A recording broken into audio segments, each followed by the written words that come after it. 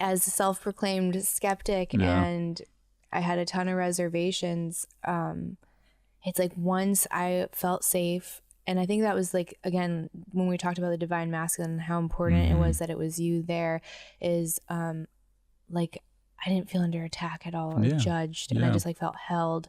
And I think it's so important that if you're doing this, that you find someone that you like really like. It's a full body yes with that person. And with you and I even just met you over the phone, like FaceTime, it was like a yes immediately. Like I just felt safe. So I think that's so important. And if like you want to do testing, if that makes you feel safe, like never let someone make you feel bad about that. You know what I mean? And that's also what kind of happened with my other situation. And I'm like, you're gaslighting me, and you're like, I have 2 kids. You know, there's nothing I'm going to do that is going to put my life in jeopardy. Like, even if I have to go through the rest of it, like more dull and maybe not as happy, like I will do that before I risk my life because those boys need me. And if that's a $20 test to make sure that it's clean, give me a break. You should be like, that's fine. So it's like, whatever you need to do, whatever protocol or testing or person, do that, because safety and like feeling safe is the number one thing to have a good experience, I think. And again, once it hit, it was like, man, the closest love that I had experienced like that was with my children. I've never experienced that with Eric in my life. I just haven't. And it was just, again, it's like, this is like a new feeling. It's a new state.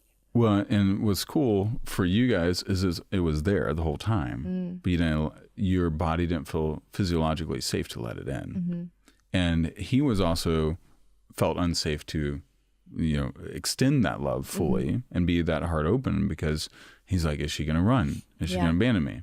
And because he had his abandonment wounds, right? And so, because I could see, like at the beginning, you guys sat on almost opposite ends of the couch. And I was like, oh, there's something interesting here. What am I going to do here? Okay. And then like when he got up to use the restroom, then he sat even further away. I was like, okay. And I was like, I'm not going to ask them to sit closer together, but I'm going to see if there's something happening. And then after that, you guys were just all over each other. And the affection, like, because he felt, you literally see him feel so much safer with also loving you and extending his love, because he's like, I'm not going to be abandoned. And for his attachment style, if he feels unsafe, then he's going to withdraw. And then if you don't feel safe, you're not going to invite him in. And you got to control things. You got to be in your masculine which is not great feeling, and you get tired. So many women are in their masculine and they just are effing tired. Probably 60% of my women clients are really exhausted, and they're also, their life patterns looks a little bit more like masculine. They're burning out, they're grinding instead of receiving and flow. And if you're on the edge of burnout, like a lot of my feminine clients or female clients, when the medicine kicks in, it's almost like they want to take a nap. And I think you had a little bit of that too. Blow dart. Just a blow dart. And I'm like, again, how is this an upper? That's not my experience. And it's like, is there just so much happening that I need to work on that I that's not available to me? Or I don't know. Well, so if I look at the communication channels, so it's like heart, body, mind, and spirit.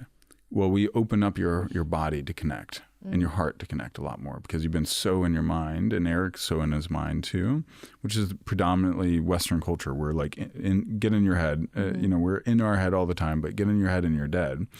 And so then your body finally had a chance to speak and basically say, I'm tired. And I need to surrender in, and I need to let go. And you were out, and you even kind of wrestled with it throughout the evening, of like your conscious mind was trying to control again. And we had to invite you back in your body and back in your body. But that just means your life patterns are leading to burnout. And you can you were probably on a masculine train track in how you were working, or you just went through, maybe it's sometimes, I don't know, do you feel like you've just never had a period to regroup and restore your energy after children, work, family life, whatever? I feel like I've always guilted myself. Even when I took some time off work, I'd never, even though I wasn't working, I was berating myself for not working. So it wasn't the same as recuperating 100%. Or being still or present. So it's not real time off. Right. So I read a book, Powerful Engagement, and it's from sports psychologists, and they talked about a lot about the 4 energy quadrants: emotional, mental, physical, and spiritual. Foundation of it is physical, and they talked about Olympic athletes, and they coach a lot of like pro tennis players and Olympic athletes, pro athletes, corporate execs, and they talk about how we exert really well, but it's two rhythms: exert and then renew, exert and renew. But in American culture, it's like exert, and then how do I exert more? How do I get more done in less time? How do I work harder, longer, faster? Instead of, I need to restore. But if you look at Tom Brady, why didn't he play until he's 44 and win a Super Bowl in his 40s? He had such a deep renewal pattern. LeBron James, how many hours of sleep does he take a day? 10 hours, 8 to 10 hours usually. He has such a deep restoration plan. But us in Western culture, it's just all exertion. And so like for you and like what I do with a lot of my clients, then we're going to work on recalibrating the energy. And then usually 2 to 4 weeks, I have one client, she just got a massive breakthrough in her career. We did our first session end of April. She almost fell asleep in the first 30 minutes. Like, you didn't pay me all this money and fly me to Washington, D.C. to fall asleep. I was like, what am I going to do? And that's the first time I had a client like basically falling asleep on me right as the medicine was kicking in. I was like, crap. And she's 42, very successful. And I was like, all right, let's go outside in the sun. And then I was like, her name's Yaz. I was like, Yaz, you're really exhausted, aren't you? And you've been running. And she's like, yeah, I've been just running. And she was on the edge of a nervous breakdown. Wow. And then I had her recalibrate afterwards. I was like, now you got to start listening to your body, because your body is telling you.